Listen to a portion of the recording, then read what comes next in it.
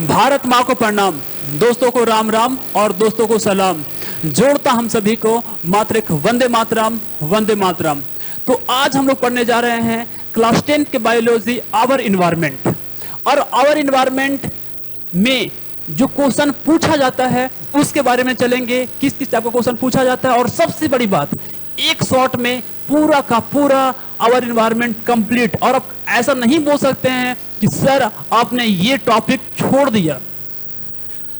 तो भाई साहब अब दिल थाम कर बैठे रहिए, दिल थाम कर सुनिए और फिर अपनी क्लास का आगाज एक मोटिवेशनल कोटेशन के साथ करते हैं। तो अपने दिल की कलम से किस्मत की कागज पर सपने का नाम लिख देना। मिटा ना पाए जमाने तेरे सपने को, मेहनत इतना जोर का करना। शिक्षा कभी झुकने नहीं देगी और संस्कार कभी गिरने नहीं देगा, इसका एतबार जरूर करना। मुश्किल नहीं है पर आसान समझकर इसे तकदीर पर न छोड़ देना। यू गिर जाओ चाहे दुनिया के नजरों में, मगर अपनी नजर में अपने आप को कभी गिरने मत देना। तो शुरुआत करते हैं कि आखिर आज हम लोग इस चैप्टर में क्या क्या पढ़ने वाले हैं, उसका एक मोटा मोटा ओवरव्यू। तो सबसे पहले इन्वायरमेंट और उसका जो मीनिंग है उसके बारे में समझेंगे। इन्वायरमेंट को जब हम इस्तेमाल करते हैं तो उसमें वेस्ट भी होगा, तो फिर degradable waste, non biodegradable waste, इसके बारे में पढ़ेंगे। Biodegradable waste, non biodegradable waste, इसके बारे में पढ़ेंगे। उसके बाद फिर हम लोग इकोसिस्टम के बारे में पढ़ेंगे, इकोसिस्टम के कंपोनेंट के बारे में पढ़ेंगे, प्रोड्यूसर, डिकम्पोजर, कंज्यूमर, इसके बारे में पढ़ेंगे भाई साहब। उसके बाद हम लोग पढ़ेंगे कि फूड चेन होता क्या है, फूड वेब क्या होता है, फूड वेब में एनर्जी ट्रांसफर कैसे होता है। जब फूड में एनर्जी ट्रांसफर होता है तो फिर उसको एनर्जी ट्रांसफर होने के दौरान क्या क्या काम हो रहा होता है उसके बारे में पढ़ेंगे। रेमंड जो लैंडमैन है उसका जो 10% लॉ है उसके बारे में पढ़ेंगे। थोड़ा सा इन्वायरमेंट के बारे में पढ़ेंगे कि इन्वायरमेंट को हम लोग कैसे अच्छा रख सकते हैं, कैसे जो है ना सो मेंटेन कर सकते हैं। और साथ ही साथ ह्यूमन एक्टिविटी से इन्वायरमेंट का क्या लॉस हो रहा है ना। कैसे एक ट्रॉपिक लेवल, एक जो ऑर्गेनिज्म है ना, वो यदि कंप्लीटली खत्म हो जाता है तो कैसे इन्वायरमेंट पूरा तरह से डैमेज हो जाता है। इसके बारे में समझने के लिए आप चल देखते रहिए, है ना, YouTube channel GIC one and only. तो भाई साहब शुरुआत करते हैं, है ना, कि हम लोग आखिर इन्वायरमेंट कहते किसको है। इन्वायरमेंट जो हम लोग के चारों ओर है, लिविंग कंपोनेंट है, नॉन लिविंग कंपोनेंट है। लिविंग कंपोनेंट कहने के मतलब प्लांट हो सकता है, एनिमल हो सकता है, मैक्रो ऑर्गेनिज्म हो सकता है। और फिर नॉन लिविंग कंपोनेंट कहने के मतलब एयर हो सकता है, वाटर हो सकता है, सॉइल हो सकता है ना। ये सब सभी को, दोनों को शामिल करके लिविंग कंपोनेंट और नॉन लिविंग कंपोनेंट को हम लोग एक साथ सभी मिला करके बोलते हैं, वो क्या है, इन्वायरमेंट है। अब इन्वायरमेंट का जो जितना भी लिविंग ऑर्गेनिज्म है ना, उसको अपने नीड के लिए, अपने आवश्यकता को पूरा करने के लिए इस्तेमाल करता है। और उसमें से सिर्फ ह्यूमन बीइंग भी ऐसा चीज है, ह्यूमन बीइंग ही ऐसा जीव है जो इन्वायरमेंट है उसमें चेंजेस ला सकता है। तो जब चेंजेस लाएगा, है ना, तो यदि उसमें कुछ वर्क करेगा, एक्स्ट्रा काम करेगा, तो क्या होगा, कुछ वेस्टेज भी होता है। क्योंकि जितना भी लिविंग थिंग है अपने नीड के लिए उसको इस्तेमाल करेगा तो कुछ वहां पर वेस्ट भी क्रिएट होगा। और वेस्ट होता है दो तरह का, एक होता है ना, बायोडिग्रेडेबल। क्या होता है, बायोडिग्रेडेबल। और एक होता है नॉन बायोडिग्रेडेबल।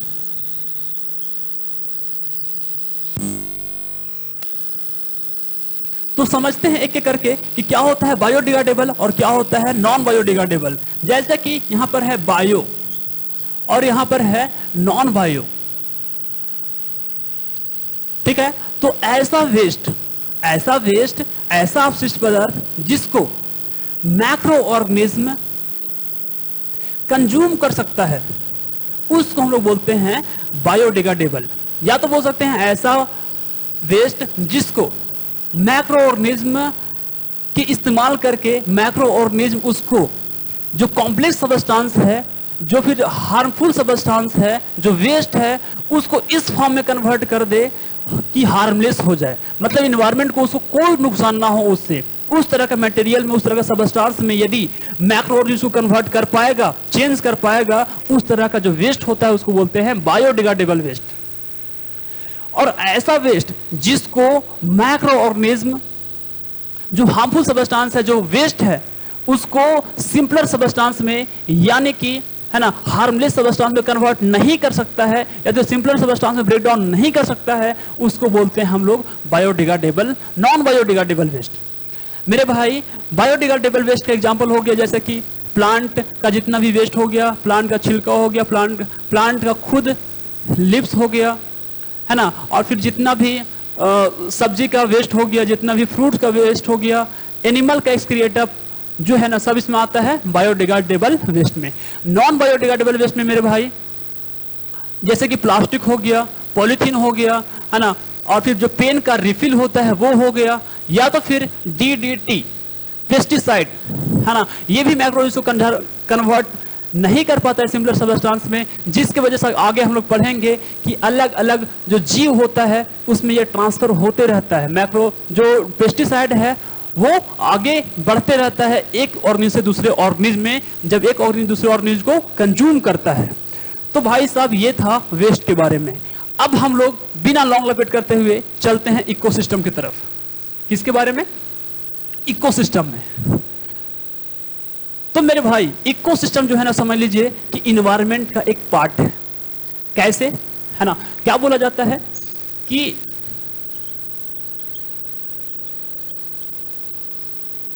इकोसिस्टम क्या होता है, तो बोलेंगे कि एक ऐसा सिस्टम है जिसमें जो लिविंग कंपोनेंट होता है, लिविंग कंपोनेंट मतलब हो सकता है वो प्लांट हो सकता है वो एनिमल हो, है ना। नॉन लिविंग कंपोनेंट जो होता है ना, वो इंडिपेंडेंटली मतलब वो स्वतंत्र रूप से एग्जिस्ट कर सकता है, वहां पर रह सकता है, उसको हम लोग बोलते हैं इकोसिस्टम। जैसे बोले कि फॉरेस्ट एक इकोसिस्टम है, जैसे बोले कि ग्रासलैंड एक इकोसिस्टम है, पॉन्ड एक इकोसिस्टम है। कैसे? क्या बोले कि जो लिविंग कंपोनेंट है, नॉन लिविंग कंपोनेंट है, वो इंडिपेंडेंटली एग्जिस्टेंस कर सकता है, इंडिपेंडेंटली अपने जीवन को जी सकता है बिना दूसरे के मदद से, उसको हम लोग बोलते हैं इकोसिस्टम। और हर वो इकोसिस्टम में जो सन होगा वो उसको इनपुट दे रहा होगा, उसको एनर्जी प्रोवाइड कर रहा होगा इकोसिस्टम में। हर इकोसिस्टम में वो जो सनलाइट है, सन है, वो एनर्जी प्रोवाइड करता है, क्योंकि sun is ultimate form of energy. मेरे भाई इकोसिस्टम जैसे बोले कि फॉरेस्ट है ना, तो फॉरेस्ट में लिविंग थिंग जो होता है ना, वो नॉन लिविंग थिंग का इस्तेमाल करता है। प्लांट है ना, उससे क्या करता है, वो न्यूट्रिएंट्स को ऑब्टेन करता है, वाटर लेता है, मिनरल्स लेता है, फोटोसिंथेसिस करता है। किसकी मदद से? सनलाइट की मदद से। और फिर जब वो बड़ा हो जाता है ना, तो फाइनली जब वो मर जाता है, तो जो उसमें फॉरेस्ट में जो मैक्रो ऑर्गेनिज्म होता है वह मिट्टी में वो उसको कंज्यूम करके फिर से उसको क्या कर देता है ना, जो मिट्टी में न्यूट्रिएंट्स होता है उसको कन्वर्ट कर देता है। तो यहां पर फॉरेस्ट में जितना भी लिविंग थिंग है उसको जीवन जीने के लिए किसी और का जरूरत नहीं पड़ा, तो एक अलग इकोसिस्टम हो गया। पॉन्ड एक अलग इकोसिस्टम है, उसी तरह से ग्रासलैंड एक अलग इकोसिस्टम है। अब चलते हैं हम लोग है ना कि भाई साहब इकोसिस्टम तो समझ में आ गया, अब इकोसिस्टम में क्या होता है, अलग अलग कंपोनेंट्स होता है। इकोसिस्टम में क्या क्या कंपोनेंट्स होता है? दो ही कंपोनेंट होता है, एक को बोलते हैं बायोटिक कंपोनेंट, एक को बोलते हैं अबायोटिक कंपोनेंट। तो सबसे पहले अबायोटिक कंपोनेंट के बारे में।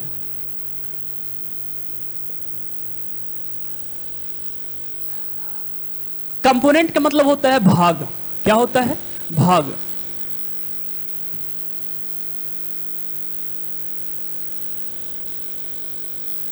भाई साहब अबायोटिक मतलब होता है नॉन लिविंग थिंग।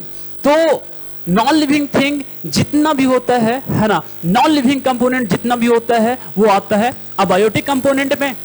जैसे कि बोले एयर हो गया, सॉइल हो गया, वाटर हो गया, और साथ ही साथ जितना भी न्यूट्रिएंट्स होता है, जितना भी न्यूट्रिएंट्स होता है, जैसे कि फास्फोरस हो गया, कैल्शियम हो गया, मैग्नीशियम हो गया, ये सब जितना भी न्यूट्रिएंट है वो सब आता है नॉन लिविंग कंपोनेंट में, मतलब अबायोटिक कंपोनेंट में।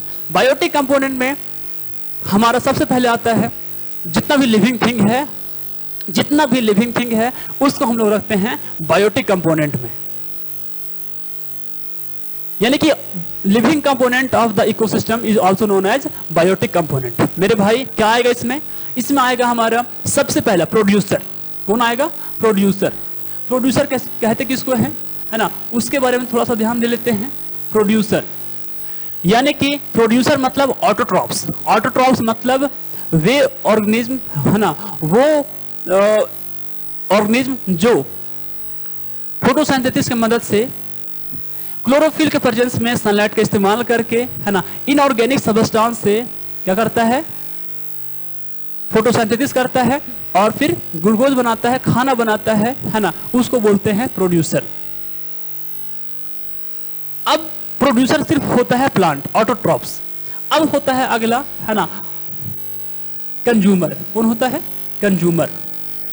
और कंज्यूमर वो एनिमल होता है, वो ऑर्गेनिज्म होता है जो फूड के लिए दूसरे पर डिपेंड रहता है। फूड के लिए दूसरे पर डिपेंड रहता है, उसको हम लोग बोलते हैं कंज्यूमर। कंज्यूमर समझाया। अब कंज्यूमर जो है ना सो अलग अलग हो सकता है। पहला वो हर्बीवोरस हो सकता है। क्या हो सकता है? हर्बीवोरस हो सकता है। हर्बीवोरस मतलब ऐसा एनिमल जो सिर्फ और सिर्फ ग्रीन प्लांट्स को खाता है, उसको हम लोग बोलते हैं हर्बीवोरस। क्या बोलते हैं? हर्बीवोरस। अब बस पहले ही लिख लोगे भाई है ना, हर्बीवोरस हो गया। अब हर्बीवोरस समझ में आ गया। जैसे हर्बीवोरस एग्जांपल क्या हो सकता है? काऊ हो सकता है, वो गॉट हो सकता है, ऑक्स हो सकता है। ये सभी किस में आता है? हर्बीवोरस में। अगला जो कंज्यूमर है ना, वो आता है कार्निवोरस एनिमल। कार्निवोरस एनिमल वैसा एनिमल जो दूसरे एनिमल को क्या करता है? खाता है ना, दूसरे एनिमल के मीट को खाता है, उसके फ्लेश को खाता है, उसको हम लोग बोलते हैं कार्निवोरस एनिमल। एग्जाम्पल में टाइगर हो गया, लायन हो गया, चीता हो गया, ये सब क्या हो गया? आ जाता है कार्निवोरस एनिमल में। एक होता है ओमनिवोरस। ओमनिवोरस ऐसा एनिमल जो प्लांट को और एनिमल के मीट को, एनिमल के फ्लेश को, दोनों को कंज्यूम करता है अपने एनर्जी को प्राप्त करने के लिए, एनर्जी को प्राप्त करने के लिए है ना, फूड के लिए, उसको हम लोग बोलते हैं ओमनिवोरस। एक होता है डिकम्पोजर। क्या होता है? डिकम्पोजर। तो डिकम्पोजर वो ऑर्गेनिज्म होता है जो मरे हुए जीव से है ना, मरे हुए जानवरों से चाहे तो मरे हुए जीव से खाना प्राप्त करता है ना, उसको हम लोग बोलते हैं क्या? डिकम्पोजर। डिकम्पोजर में मैक्सिमम मैक्रो ऑर्गेनिज्म ही आते हैं। तो ये हो गया है ना कंज्यूमर, और एक आगे आपको बता दिए क्या लास्ट वाला? डिकम्पोजर। तो आपको समझ आ गया कि प्रोड्यूसर क्या होता है, कंज्यूमर क्या होता है, और साथ ही साथ ये भी बता दिया कि डिकम्पोजर क्या होता है। अब हम लोग ये भी समझ लेते हैं है ना, आगे चलते हैं और समझते हैं थोड़ा सा अलग अलग चीज़ों के बारे में। थोड़ी सी क्या समझेंगे? अगला हम लोग समझेंगे ये है ना कि जो डिकम्पोजर होता है उसका एक्चुअली अहम भूमिका होता है, मेन काम होता है ना, इंपॉर्टेंट काम होता है हम लोग को इन्वायरमेंट में न्यूट्रिएंट को, यदि सॉइल से है तो न्यूट्रिएंट को बैलेंस करने के लिए, इन्वायरमेंट को क्लीन करने के लिए डिकम्पोजर अहम भूमिका निभाता है। मेरे भाई डिकम्पोजर सबसे पहला वो जो है ना सो क्लीनिंग का काम करता है। कैसे? जितना भी प्लांट वगैरह है, जितना भी फ्रूट्स वगैरह है, जितना भी एनिमल्स मर जाता है, वो कहां पर होता है? वो होता है मिट्टी में पड़ा हुआ होता है। अब जो मैक्रो ऑर्गेनिज्म है उसको क्या करता है? कंज्यूम करता है। जो वहां पर इन्वायरमेंट के लिए समझ लो वेस्ट है ना, जो इन्वायरमेंट के लिए वेस्ट है उसको ऐसा सब्सटेंस में कन्वर्ट करता है जो कि इन्वायरमेंट के लिए हार्मलेस है, मतलब उससे इन्वायरमेंट को कोई नुकसान नहीं है ना, उस तरह का सबस्टांस में कन्वर्ट करने का कौन काम करता है? Micro organism. तो ये क्लीनिंग का काम करता है इस तरह से। दूसरी बात, ये जो है ना सो न्यूट्रिएंट्स को रिप्लेनिश करने के लिए काम करता है। जैसे कोई एनिमल मर जाता है, प्लांट मर जाता है, तो बहुत सारा न्यूट्रिएंट लिया हुआ होता है, कहाँ से? इन्वायरमेंट से। तो जब मर जाता है तो जो माइक्रो ऑर्गेनिज्म है उस न्यूट्रिएंट को है ना फिर से मिट्टी में रिप्लेनिश करने का काम करता है। तो ये था है ना कि क्या अहम भूमिका है किसका? डिकम्पोजर का। अब हम लोग चलते हैं कि किसको बोलते हैं हम लोग? Food chain. किसको बोलते हैं? Food chain.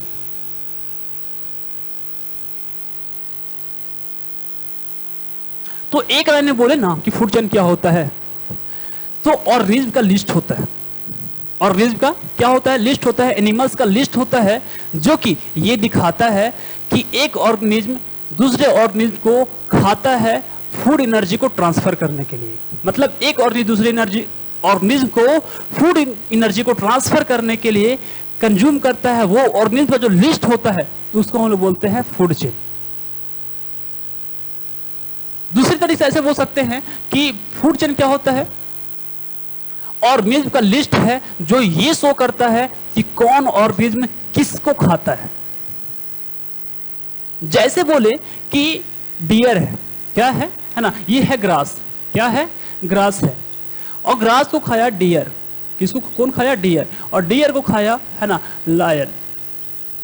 तो ये जो ऑर्गेनिज्म का लिस्ट दिख रहा है, लिस्ट है जो ये दिखाता है कि डियर ग्रास को खाया और लायन डियर को खाया। तो इस तरह का जो ऑर्गेनिज्म का लिस्ट होता है उसको बोलते हैं हम लोग फूड चेन। अब फूड चेन का है ना अलग अलग एग्जांपल को हम लोग थोड़ा सा ध्यान ले देते हैं। तो सबसे पहली बात तो यही आपका एक फूड चेन हो गया। यहां से थोड़ा सा चेंज करें तो आप ये भी बोल सकते हो कि ग्रास है, ग्रास को खाया इंसेक्ट, इंसेक्ट को खाया फ्रॉग, फ्रॉग को खाया हॉग, बाज। ऐसे भी बोल सकते हो, एक ये भी फूड चेन है। अब इस ऐसे भी बोल सकते हो है ना कि ये है ग्रास, ग्रास से आया, ग्रास को खाया इंसेक्ट, इंसेक्ट को खाया फ्रॉग, फ्रॉग को खाया स्नेक, वो भी एक फूड चेन है। अब एक ये शब्द था टेरेस्टेरियल है ना फूड चेन, मतलब धरती पर रहने वाला जो फूड चेन है ना उसके बारे में। अब थोड़ा सा ध्यान दे लेते हैं है ना कि जो टेरेस्टेरियल नहीं एक्वेटिक फूड चेन के बारे में थोड़ा सा पढ़ लेते हैं। तो प्यारे भाई आपको दो चीज जानना पड़ेगा इसके पहले। क्या होता है ना फोटोप्लैंक्टन और क्या होता है जूप्लैंक्टन। क्या बोला मैंने? फोटोप्लैंक्टन क्या होता है? क्या बोले?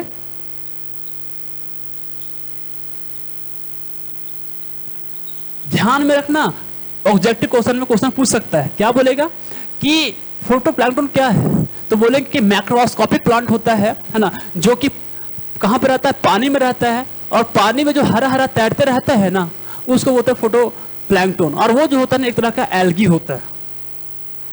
और एक और समझ लो साथ ही साथ जूप्लैंक्टन। क्या समझ लो? जूप्लैंक्टन। और जूप्लैंक्टन क्या होता है? ये मैक्रोस्कोपिक एनिमल होता है, एम्बीबा है ना, जो कि फोटोप्लैंक्टन को कंज्यूम करता है, खाता है। अब समझ लो भाई आगे इसका फूड चेन प्लांट में, मतलब कि जो वाटर है एक्वेटिक फूड चेन कैसा होता है उसके बारे में समझ लीजिए कि अभी बताएं। फोटोप्लैंक्टन वो एल्गी है, एल्गी खाया किसको है ना? एल्गी खाया प्रोटोजोआ को। एल्गी नहीं, एल्गी को खाया प्रोटोजोआ, क्योंकि प्रोटोजोआ जो है ना वो क्या है? एनिमल है। एल्गी प्लांट समझ लीजिए और ये है प्रोटोजोआ है ना, मैक्रोस्कोपिक प्लांट है प्रोटोजोआ। प्रोटोजोआ को जो है ना उसको कौन खाता है ना, यानी कि जो जूप्लैंक्टन है उसको कौन खाता है ना? स्मॉल जो फिश होता है ना, स्मॉल फिश वो खाता है, और स्मॉल फिश को खाता है बिग फिश। तो this is the example of है ना किसका? Ecosystem in water. अब थोड़ा सा और भी आगे चलते हैं है ना। ये तो समझ में आ गया फूड के बारे में, फूड चेन के बारे में। अब फूड चेन क्या होता है ये समझ में आया? बहुत बोलोगे यस सर समझ में आ गया, बहुत अच्छा। अब चलते हैं हम लोग क्या होता है फूड वेब। क्या होता है फूड वेब?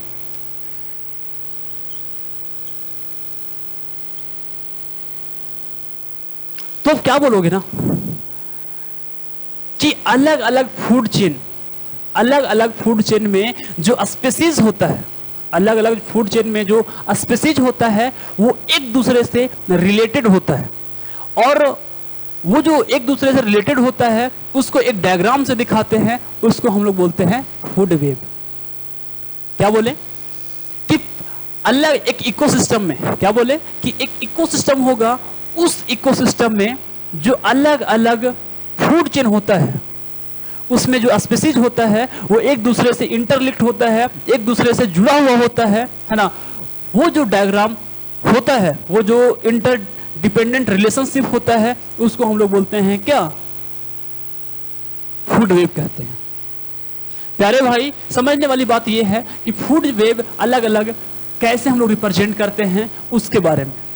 तो समझ लीजिए कि यहां पर है प्लांट। क्या है? प्लांट।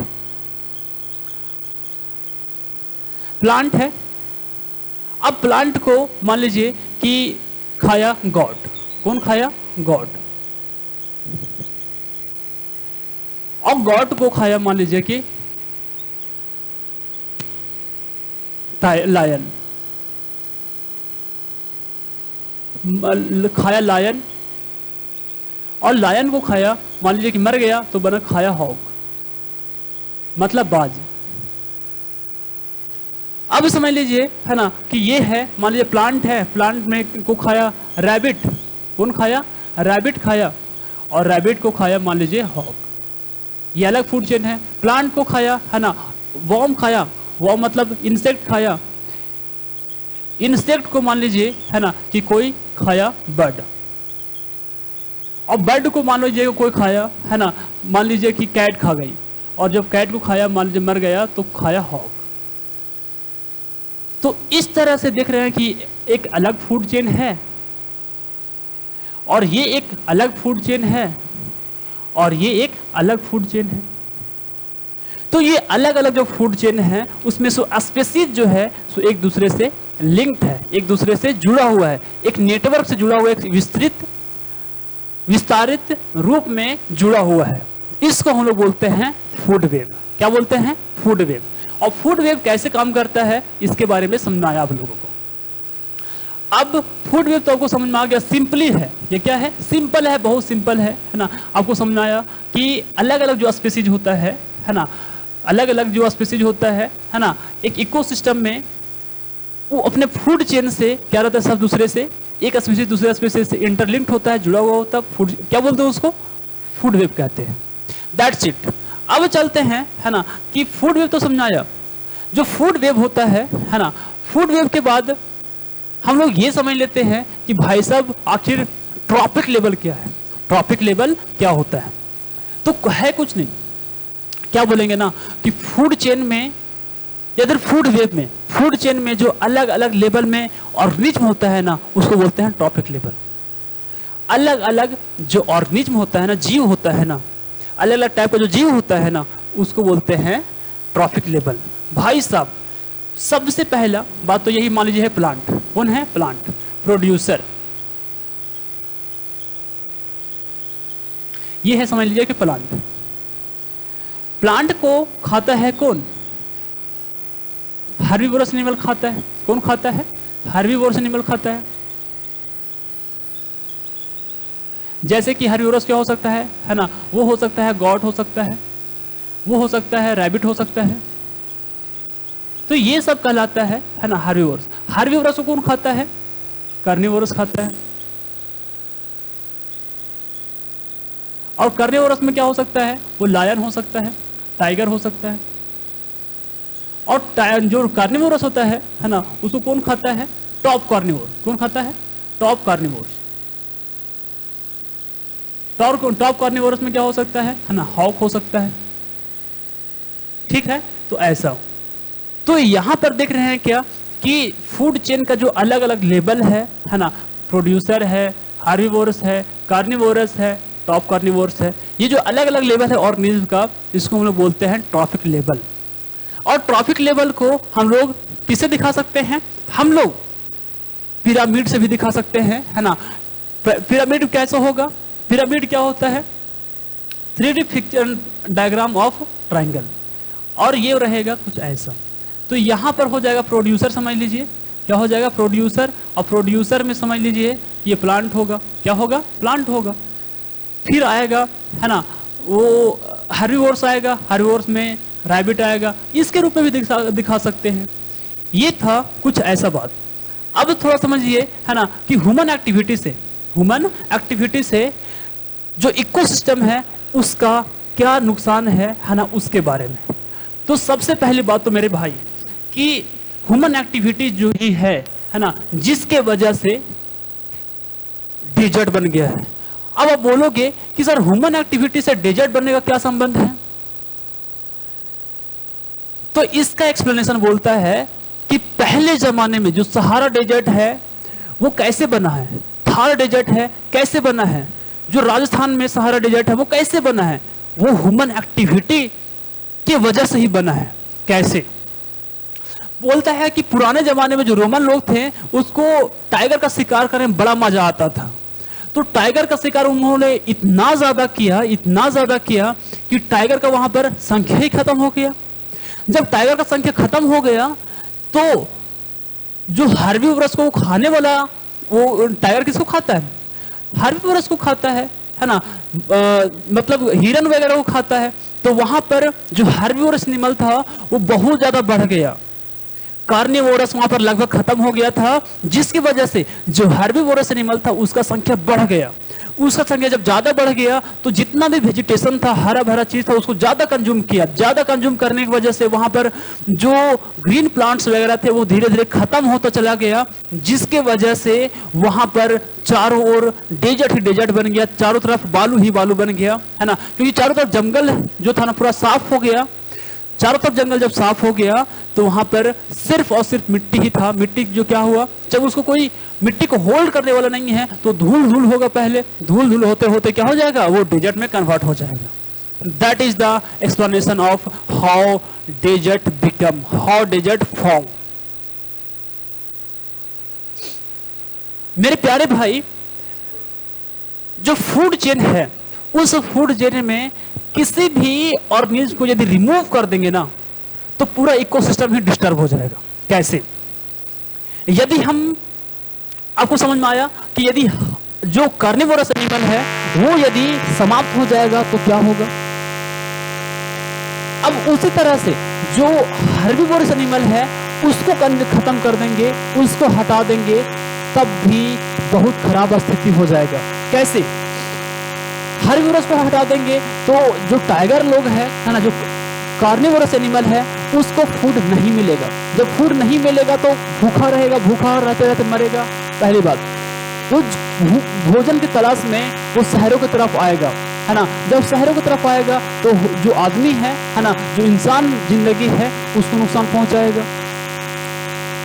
ऐसा हो सकता है। यदि प्राइमरी लेवल में जो है, प्राइमरी जो फर्स्ट लेवल है, फर्स्ट लेवल ट्रॉपिक लेवल है, फर्स्ट ट्रॉपिक लेवल है, यदि उसको हटा दिए तब तो पूरा का पूरा ही दुनिया ही गायब हो जाएगा। जो सेकेंडरी लेवल है, सेकेंडरी लेवल मतलब जो सेकेंड ट्रॉपिक लेवल है, आपको ट्रॉपिक लेवल में जो प्रोड्यूसर था वो फर्स्ट ट्रॉपिक लेवल हो गया, जो कंज्यूमर होता है वो सेकेंड, जो हर्बीवोरस हो गया वो second trophic level. Third trophic level किसका होता है ना, वो होता है कार्निवोरस का। फोर्थ ट्रॉपिक लेवल किसका होता है, वो होता है टॉप कार्निवोरस का। तो यदि जो फर्स्ट ट्रॉपिक लेवल है यानी कि प्रोड्यूसर, उसको ही हटा दिए तो फिर जो सेकेंड ट्रॉपिक लेवल है यानी कि जो हार्बीवोरस है उसको फूड नहीं मिलेगा तो हार्बीवोरस ही मर जाएगा। यानी कि जो गॉट है, डियर है, ये सब मरेगा, और जब ये सब हार्बीवोरस मरेगा तो फिर ओमनीवोरस भी मरेगा, और ओमनीवोरस मरेगा और फिर कार्निवोरस भी मरेगा। इस तरह से पूरा इकोसिस्टम डिस्टर्ब हो जाएगा। ये था, है ना, इसके बारे में एक्सप्लेनेशन की यदि इकोसिस्टम में किसी भी चीज को, किसी भी लेवल में जो ऑर्गेनिज्म होता है उसको हटा देते हैं तो क्या प्रभाव पड़ता है। अब हम लोग ये समझ लेते हैं कि आखिर एनर्जी का ट्रांसफर होता कैसे है, एनर्जी का ट्रांसफर होता कैसे है इसके बारे में। तो मेरे प्यारे भाई, सबसे पहले प्रोड्यूसर होता है, कैसे काम करता है ना, तो वो क्या करता है, सनलाइट की मदद से सनलाइट के मदद से वो क्या करता है, एनर्जी को, सनलाइट में जो एनर्जी होता है उससे उसका इस्तेमाल करके, इनऑर्गेनिक सब्सटेंस का इस्तेमाल करके वो खाना बनाता है। उसमें एनर्जी आया प्लांट में। अब प्लांट से जब एनर्जी आ गया तो प्लांट को खाता है एनिमल। तो यानी कि कौन खाएगा, वो खाएगा हर्बीवोरस एनिमल। हर्बीवोरस एनिमल में एनर्जी आ गया। अब वो एनर्जी को, है ना, वो जो एनर्जी आया हर्बीवोरस में, जब उसको कार्निवोरस एनिमल खाएगा उसमें एनर्जी ट्रांसफर होगा। कार्निवोरस से जब टॉप कार्निवोरस खाएगा तो उसका एनर्जी ट्रांसफर होगा। अब हम लोग ये समझते हैं ये तो ठीक है कि ट्रांसफर हो रहा है एनर्जी। उसके बाद फिर, है ना भाई साहब, एक था साइंटिस्ट। कौन था? साइंटिस्ट, जिसका नाम था रेमंड लैंडमैन। क्या नाम था? Raymond LAN MAN. उन्होंने 10% का लॉ दिया था। क्या दिया था? 10% लॉ। उन्होंने क्या बोला था कि ये है प्लांट। क्या है? प्लांट है। ये समझ लीजिए कि है प्लांट। और इस प्लांट में एनर्जी कहां से आया है? इस प्लांट में एनर्जी आया है सन से। किससे आया है? सन से आया है। किससे आया है? सन से आया है। तो सन में जो एनर्जी है ना, वो समझ लीजिए कि जितना एनर्जी सन का प्लांट पर पड़ता है उसका सिर्फ 1% ही फोटोसिंथेसिस का प्रोसेस करने के लिए इस्तेमाल करता है। मान लीजिए कि 1000 जूल जो है ना, 1000 जूल है ना एनर्जी। जूल क्या चीज है? एनर्जी का एक यूनिट है। 1000 जूल इस पर, इसके पत्तों पर पड़ा, इस प्लांट के पौधों पर पड़ा, तो इसका सिर्फ और सिर्फ 1% ही प्लांट इस्तेमाल कर पाता है और फिर जो बाकी एनर्जी बचता है उसको इन्वायरमेंट में भेज देता है। 1% एनर्जी का इस्तेमाल किया, मतलब था 1000 जूल। इसका 1% मतलब 1%। 1% जानते हैं, परसेंटेज हटाते हैं तो नीचे आता है 100। ये 2 जीरो से 2 जीरो कटा, मतलब सिर्फ 10 जूल एनर्जी आया किसमें? प्लांट में। कितना एनर्जी जूल आया? कितना जूल एनर्जी प्लांट में आया? सिर्फ 10 जूल एनर्जी ट्रांसफर हुआ। अब आगे बोलता है कि 10 जूल एनर्जी इसमें था। अब प्लांट को कोई खाया, हर्बीवोरस खाया। समझ लीजिए कि मान लीजिए कि गॉट खाया, तो 10 जूल जो एनर्जी है वो सिर्फ जो गॉट में कितना एनर्जी ट्रांसफर होगा? सिर्फ 10 जूल का 10% ही ट्रांसफर होगा। यानी कि 10 जूल का 10% निकालेंगे तो 10/100। 1 जीरो से 0 कटा, 1 जीरो से 1 जीरो कटा, यानी कि आया 1 जूल। कितना आया? 1 जूल। तो 10 जूल इसमें है, तो 10 जूल वाला प्लांट को जब गॉट खाएगा तो सिर्फ और सिर्फ 1 जूल ही एनर्जी गॉट में आएगा।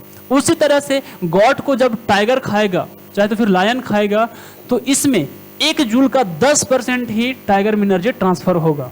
मतलब 1 जूल है ना, 1 जूल का 10%, 10% मतलब 10/100। 1 जीरो से 0 कटा, यानी 0.1 जूल। यानी कि टाइगर में जो एनर्जी जाएगा वो सिर्फ और सिर्फ 0.1 जूल ही एनर्जी जाएगा। 0.1 जूल ही एनर्जी ट्रांसफर होगा। तो 10% लॉ ये बोलता है कि फूड चेन में जब एनर्जी का ट्रांसफर होता है, एक ऑर्गेनिज्म से दूसरे ऑर्गेनिज्म में फूड एनर्जी जब ट्रांसफर होता है तो सिर्फ और सिर्फ 10% एनर्जी ही प्रीवियस एनर्जी लेवल, यानी कि प्रीवियस जो ऑर्गेनिज्म है ना, उससे 10% जो ऑर्गेनिज्म है, 10% जो एनर्जी है वही सिर्फ ट्रांसफर होता है ना। बाकी जो एनर्जी कहां पर गायब होता है उसके बारे में समझना बहुत जरूरी है। भाई साहब क्या बोले कि नेक्स्ट ट्रॉपिक लेवल में सिर्फ और सिर्फ प्रीवियस लेवल वाला जो ट्रॉपिक लेवल है उसका सिर्फ 10% ही एनर्जी अगला ट्रॉपिक लेवल में ट्रांसफर्ड होता है। जब एक ऑर्गेनिज्म दूसरे ऑर्गेनिज्म को कंज्यूम करता है, एक ऑर्गेनिज्म जब दूसरे ऑर्गेनिज्म को कंज्यूम करता है, तो पिछले वाले ऑर्गेनिज्म में जितना एनर्जी था उसका सिर्फ 10% उसके अगले वाला जो ऑर्गेनिज्म है उसमें एनर्जी ट्रांसफर होता है। That is the simple meaning of 10% law which was given by the Raymond Landman। तो ये था, है ना, 10% लॉ। अब आगे चलते हैं कि आखिर जो एनर्जी है वो ट्रांसफर जब होता है तो और जो एनर्जी था वो कहां गायब हो जाता है भाई? तो बोलता है ना, कि जब इकोसिस्टम में एनर्जी का ट्रांसफर हो रहा हो तो 3-4 बातें को ध्यान रखें। पहला बात बोलता है कि एनर्जी किसी भी ट्रॉपिक लेवल में क्रिएट नहीं होता है, बनता नहीं है, सिर्फ एनर्जी एक लेवल से दूसरे लेवल में ट्रांसफर होता है। जैसे भी कुछ समझा रहा था आपको कि एनर्जी पहले सन में था, उसका 1% एनर्जी प्लांट में ट्रांसफर हुआ, एक जो एनर्जी प्लांट में ट्रांसफर हुआ उसका 10% सिर्फ अगला जो हर्बीवोरस था उसमें कंज्यूम ट्रांसफर हुआ, और हर्बीवोरस से कार्निवोरस में सिर्फ 10% एनर्जी ट्रांसफर होता है। ऐसा तो पहली बात ये समझाया। दूसरी बात ये बोलता है कि एनर्जी को ट्रांसफर होगा, है ना, वो लगातार होते रहेगा। अगला बात ये बोलता है कि एनर्जी का ट्रांसफर तो होगा, सही है ना, लेकिन सिर्फ और सिर्फ एक डायरेक्शन में ही होगा, सिर्फ यूनिडायरेक्शनल होगा, है ना। साइक्लिक तो होगा, ठीक है, लेकिन ये सिर्फ यूनिडायरेक्शनल में होगा। यदि कि प्लांट है, प्लांट से वो यदि एनिमल हर्बीवोरस में गया, हर्बीवोरस से कार्निवोरस में गया, कार्निवोरस से टॉप कार्निवोरस में गया, ऐसा नहीं हो सकता है कि टॉप कार्निवोरस से कार्निवोरस में आएगा, कार्निवोरस से फिर जो है ना सो हर्बीवोरस में आएगा, हर्बीवोरस से प्लांट में आएगा, ऐसा नहीं होगा। लेकिन ये जो न्यूट्रिएंट है वो क्या होते रहता है, उसका साइकिल बनते रहता है। यानी कि जो टॉप कार्निवोरस है जब मरेगा तो मिट्टी में मिलेगा, मिट्टी में मिलने कैसे मिलेगा, माइक्रो ऑर्गेनिज्म की मदद से, और वो जब जितना न्यूट्रिएंट उसके बॉडी में होगा वो टोटल न्यूट्रिएंट फिर से मिट्टी में चला जाएगा, जिसको फिर से प्लांट ऑब्टेन करेगा और फिर से वो क्या करेगा, उसका जो कंज्यूमर है वो खाएगा, फिर उसमें एनर्जी आएगा, इस तरह से। तो ये तो आपको समझ में आ गया, है ना। अब समझ लेते हैं, है ना, बायो मैग्निफिकेशन। मेरे प्यारे भाई, बार बार क्वेश्चन पूछा जाता है, मिस मत करना, बायो मैग्निफिकेशन।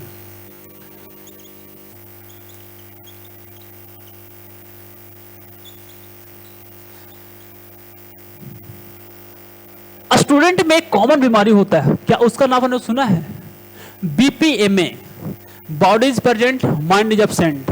भाई साहब, कहीं आपके पास तो वो बीमारी नहीं है, थोड़ा चेक कीजिए। बायो मैग्निफिकेशन, मेरे प्यारे भाई, क्या बोलता है कि जैसे कि हम लोग खेती करते हैं तो पेस्टिसाइड उसमें इस्तेमाल करते हैं कीड़ा मकोड़ा को मारने के लिए। जब पेस्टिसाइड को इस्तेमाल करते हैं, है ना, तो किसी तरह से वो मिट्टी में मिल गया, मिट्टी में मिलने के बाद वो घुल जाता है, मिट्टी में जो उसमें वाटर मिनरल्स होता है उसके वजह से घुल जाता है। या तो फिर पेस्टिसाइड छिड़के, बारिश हो गई, बारिश हुई तो फिर पेस्टिसाइड पानी में मिल गया, पानी में मिलने के बाद वो मिट्टी के अंदर गया, मिट्टी के अंदर जब सॉइल होता है उसमें मिल गया, उसके बाद फिर रूट हेयर के माध्यम से वो जो पेस्टिसाइड वाला वाटर के साथ मिल गया था उसको वो क्या करेगा, एब्जॉर्ब करेगा, फिर उससे फोटोसिंथेसिस होगा, फोटोसिंथेसिस होगा तो खाना बनेगा, ग्लूकोज बनेगा, ग्लूकोज में पेस्टिसाइड का मात्रा होगा। जब एनिमल उसको कंज्यूम करेगा, हर्बीवोरस कंज्यूम करेगा, तो वो जो पेस्टिसाइड का मात्रा है, वो जो पॉइजनस सब्सटेंस है उसमें ट्रांसफर हो जाएगा। हर्बीवोरस को अलग अलग जगह से वो प्लांट कंज्यूम करता है, तो उसमें पेस्टिसाइड का जो मात्रा है ना, जो तो पॉइजनस सब्सटेंस का मात्रा है ना, उसके बॉडी में थोड़ा और ज्यादा होगा। जब उसको कार्निवोरस कंज्यूम करेगा तो कार्निवोरस अलग अलग हर्बीवोरस को कंज्यूम करता है जो कि प्लांट को कंज्यूम करता है, तो उसमें फिर वो जो पॉइजनस सब्सटेंस है, वो जो है ना पेस्टिसाइड है, वो ट्रांसफर होगा।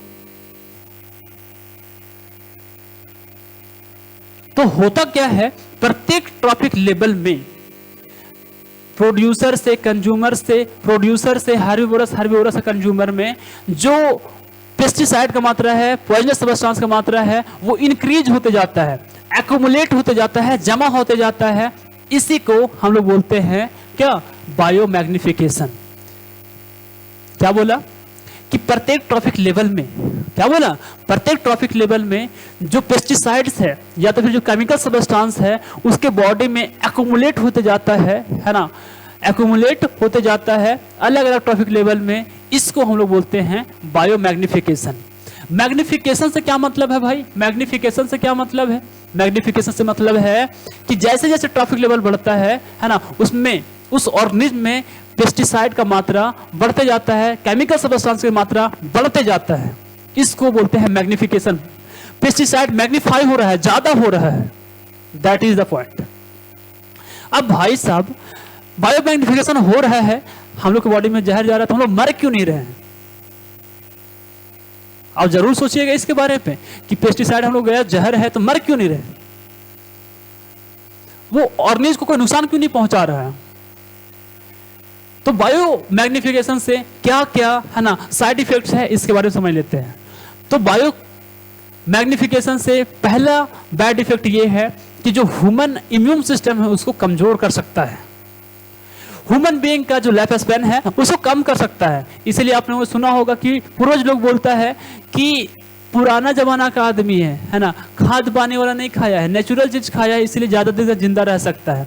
अब तुम जो जन्म लिया है ना, सो सब खाद वाला चीज खा रहा है ना, पेस्टिसाइड वाला चीज खा रहा है, तुम लोग ज्यादा दिन तक जिंदा नहीं रहेगा, 60 साल में ही तुम लोग चल जाएगा। तो भाई साहब क्यों बोल रहा है? क्योंकि पहले जमाने का जो फूड ऑब्टेन होता था उसमें केमिकल सब्सटेंस का लगभग इस्तेमाल नहीं होता था। अब जो फूड प्राप्त हो रहा है उसमें केमिकल सब्सटेंस का ज्यादा इस्तेमाल किया जा रहा है ना। इसके वजह से हम लोग बोल सकते हैं हम लोग बॉडी में जो पेस्टिसाइड का मात्रा है, केमिकल सब्सटेंस का मात्रा है वो ज्यादा है, जिसके वजह से इम्यून सिस्टम हम लोगों का भी काफी वीक है पहले वाले आदमी के कंपैरिजन में। That is the point. अब समझ लेते हैं है ना कि ओजोन के बारे में। क्या समझ लेते हैं? ओजोन लेयर के बारे में। ओजोन लेयर के बारे में तो ओजोन लेयर जो है ना, सो एक क्या है, एक समझ लो कि लेयर है ना, कि जो हम लोग के अर्थ में गॉड गिफ्टेड है और वो 15 से लगभग है ना 60 किलोमीटर के ऊपर है। 15 किलोमीटर हाइट से लेकर के 60 किलोमीटर के हाइट के बीच में है। मेरे प्यारे भाई समझने वाली बात यह है कि ओजोन लेयर है ना, इसका फॉर्मूला होता है O3 और ये सबसे बड़ी बात है कि ऑक्सीजन से बनता है। कैसे? कि ऑक्सीजन है धरती के ऊपर, जब इस पर अल्ट्रावायलेट रे पड़ता है, क्या पड़ता है? अल्ट्रावायलेट रे पड़ता है, तो ये जो है ना सो ऑक्सीजन में ब्रेक हो जाता है।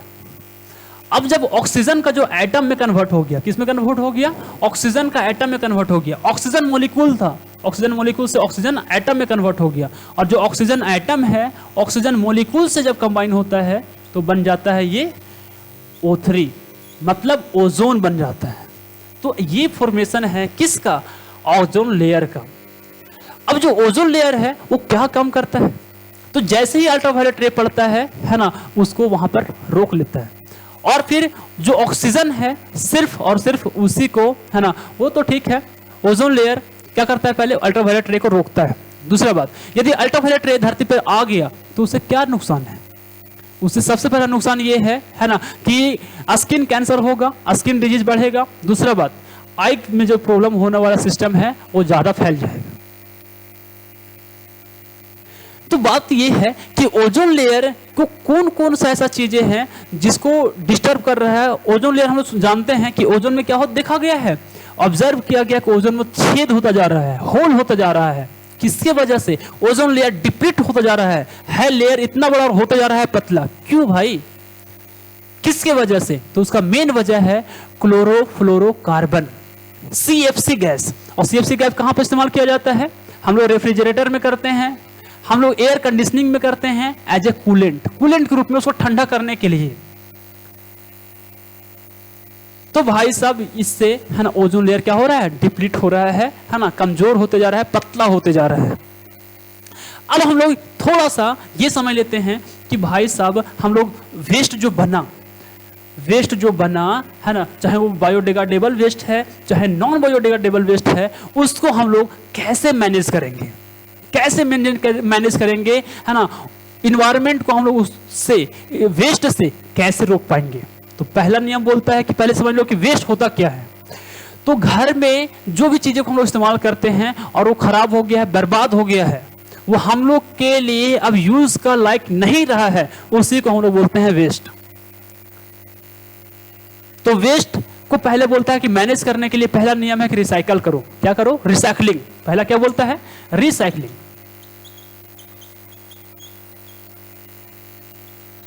अब रिसाइकलिंग का क्या मतलब है? रिसाइकलिंग से मतलब है कि एक बार हम लोग मान लीजिए कॉपी किताब कागज है, उसको इस्तेमाल किए, उसको फेंक नहीं देना है यूज करके, फेंक नहीं देना है इधर से इधर, उसको एक जगह पर जमा करना है।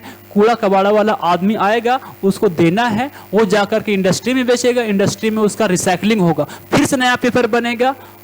इससे हम लोग क्या कर सकते हैं, पेपर बनता है प्लांट से, मतलब बड़ा बड़ा पेड़ से, बड़ा बड़ा पेड़ का पल्प से।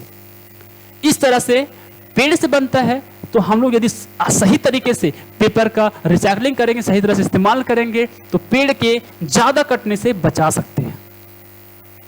दूसरा है ना, कि हम लोग क्या करके सकते हैं, कंपोस्ट बना के, क्या बोलता है, कंपोस्ट बना के हम लोग जो वेस्ट मटेरियल है उसको मैनेज कर सकते हैं। Preparation of compost, preparation of compost.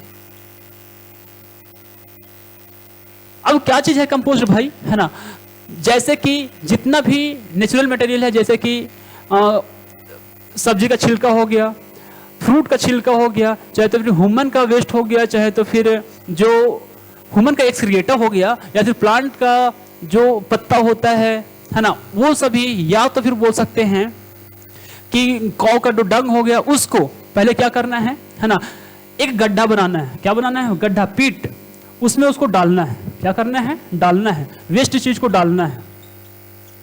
उसके बाद उसको छोड़ देंगे कुछ दिन के लिए, है ना, तो ये धीरे धीरे क्या हो जाएगा, मैन्यूर में कन्वर्ट हो जाएगा। क्या हो जाएगा, मैन्यूर में कन्वर्ट हो जाएगा। उसके बाद उसको निकाल देते हैं, है ना, और उसको अपने खेत में इस्तेमाल करते हैं एज ए मैन्यूर, जिसकी वजह से क्या होगा, वेस्ट भी रिसाइकल होगा, वेस्ट का भी मैनेज कर पाएंगे, और फिर हम लोग मैन्यूर का भी बढ़ावा दे पाएंगे। हम लोग अपने खेत में जो खेत का जो फील्ड का क्वालिटी है उसको भी इंप्रूव कर पाएंगे। तो ये था, है ना, किसके बारे में, प्रिपरेशन ऑफ कंपोस्ट। अब आगे है इंसिनरेशन। क्या बोलते हैं, इंसिनरेशन। अब ये इंसिनरेशन क्या चीज है ना, वेस्ट को, है ना, मैनेज करने के लिए इंसिनरेशन क्या चीज होता है। तो बोलता है कि जैसे देखा होगा आप लोगों ने कि जो म्युनिसिपैलिटी वाला होता है, या तो फिर हॉस्पिटल में जो वेस्ट बनता है उसको क्या किया जाता है, पहले एक जगह पे जमा किया जाता है, और एक मशीन होता है इंसिनरेटर। क्या होता है, इंसिनरेटर, उसके अंदर ले जाया जाता है और उसको 1000 डिग्री सेल्सियस में हीट किया जाता है, गर्म किया जाता है, या तो बोल सकते हैं उसको जलाया जाता है। तो जो बहुत ज्यादा मात्रा में वेस्ट रहता है वो थोड़ा सा राख में कन्वर्ट हो जाता है, और जब राख में कन्वर्ट हो तो वहां गैस भी बनेगा। तो बोलता है कि आगे तुम काम कर सकता है, जो वहां पर राख बचा उसको लैंड फिलिंग कर दो। कोई लो लाइंग एरिया है, लो लाइंग एरिया मतलब कहीं गड्ढा है, उसमें ले जा करके मिट्टी ऊपर डाल दो। तो ऐस हो तो हो गया मैनेज, जो राख है वो तो मैनेज हो गया, लेकिन जो गैस वहां पर बना उसको हाइट में, कुछ हाइट तक ले जा करके समय समय पे छोड़ो। एक ही बार छोड़ेगा तो पूरा इन्वायरमेंट ही खराब हो जाएगा। आज छोड़ा है, 10 दिन के बाद छोड़ो, 1 महीना के बाद छोड़ो, इस तरह से धीरे धीरे छोड़ने से वो गैस जो है ना चारों तरफ फैल जाएगा। इन्वायरमेंट को ओवरऑल जो है ना सो थोड़ा कम इफेक्ट पड़ेगा, कम प्रभाव पड़ेगा। लास्ट वाला बोलता है ना, लैंड फिलिंग। क्या बोलता है, लैंड फिलिंग। बोलता है भाई साहब बहुत ज्यादा यदि कहीं पर एरिया ऐसा है जो लो लाइंग है, लो लाइंग कहने का मतलब जमीन नीचे है, जमीन का भाग क्या है, नीचे है, तो वहां पर कूड़ा करकट को डालो, उसके ऊपर मिट्टी डाल दो, तो वहां पर क्या होगा, जो वेस्ट मटेरियल है वहां पर नीचे रहेगा, और फिर धीरे धीरे वो क्या होगा, सिंपलर सबस्टांस में कन्वर्ट होगा। बहुत सारा लगेगा, जान रहे हैं, क्योंकि वेस्ट मटेरियल है, प्लास्टिक भी वहां पर होगा, बहुत सारा लगेगा, ज्यादा समय लगेगा, लेकिन वो मैनेज हो जाएगा, इन्वायरमेंट को ज्यादा प्रभाव नहीं डालेगा। That is the end of the topic, और पूरा का पूरा आपको चैप्टर समाप्त होता है ना। और मिलते हैं आपके साथ नए वीडियो के साथ, नए कॉन्सेप्ट के साथ। तब तक के लिए जय हिंद, वंदे मातरम, गुड बाय।